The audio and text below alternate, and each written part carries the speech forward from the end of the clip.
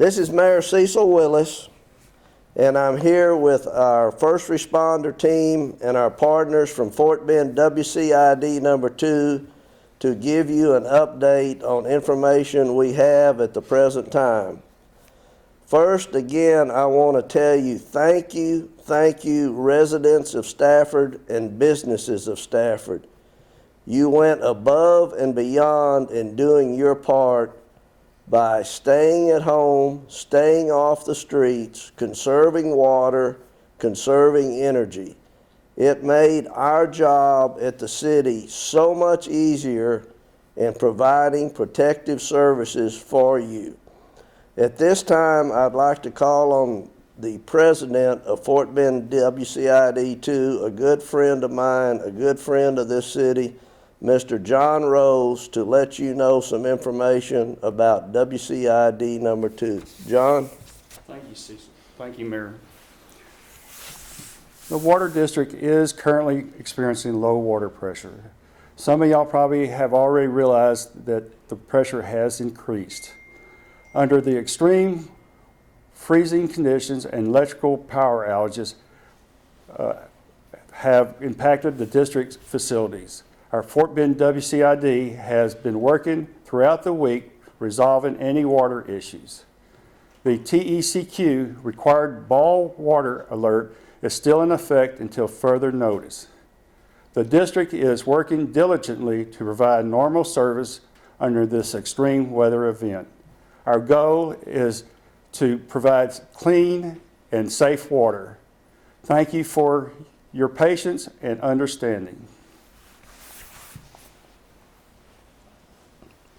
Thank you, John. That was much appreciated by us all.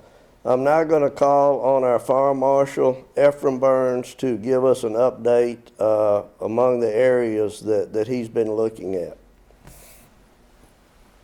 Thank you, Mayor. Good evening, everyone. First, I'd like to give you a short weather update, and after that, 2 very important travel advisories if you're traveling within the city of Stafford. As we enter into day 4 of this weather event, things may be looking a little bit more promising here in the next 24 to 48 hours. Though we still have been experiencing very low temperatures and icing, some of the ice is broken up, but today, especially tonight, we still might be experiencing some freezing temperatures. It might sustain for anywhere from 12 to 16 hours that are projected.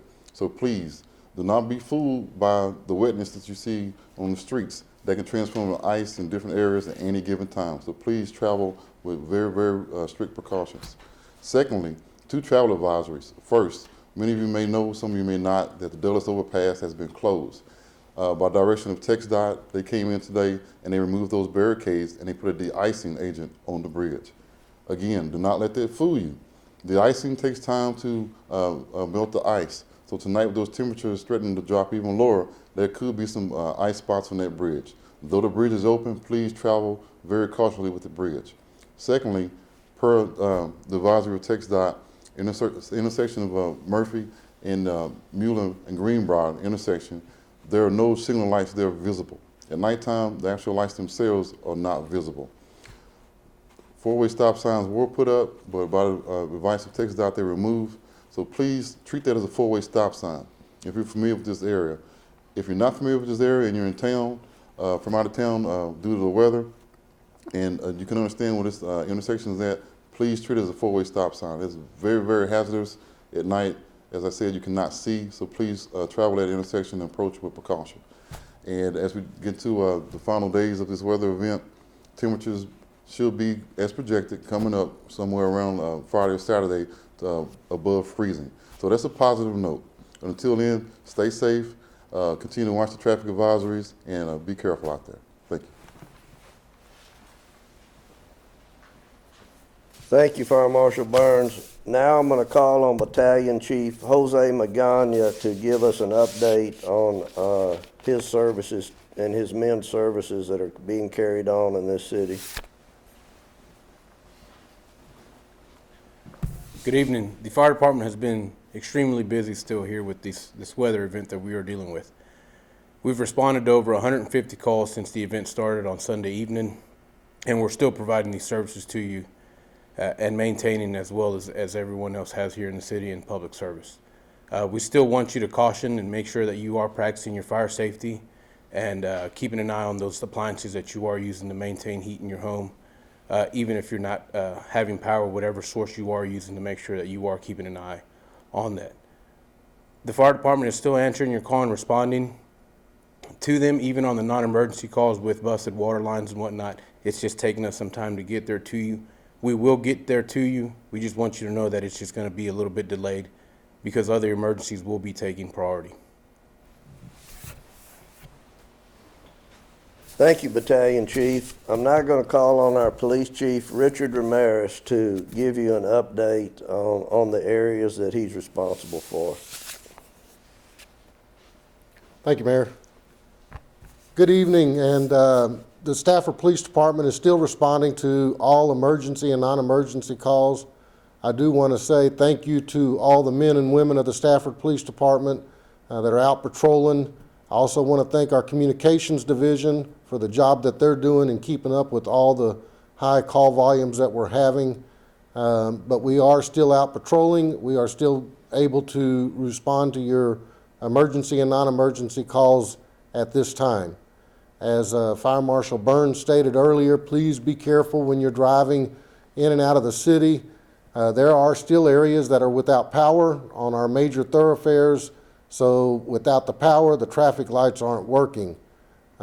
We have been asked to remove our stop signs that we had put in place by TxDOT, so those have been removed because they're under, those roads are under TxDOT's care. So please be careful as you're driving through the city. Just because the lights are turned off and there's no stop signs, please do your due diligence and stop at those intersections to ensure that the area is clear before you travel through it. There also could be ice in those intersections that could cause adverse effects on your vehicles. So please, everyone, just see if we can stay home for one more day. I know you're getting cabin fever and it's hard to stay in the house, but please, if you could just stay home for one more day, I believe that the worst of this will be behind us and we'll be able to traverse the city in far better circumstances. So with that, y'all have a good evening. God bless y'all and stay safe. Thank you, Chief, and thanks to each and every one of you for your comments. I, too, want to thank the entire city staff, not only our first responders, but our entire city staff for what they've done to get us through this time so far.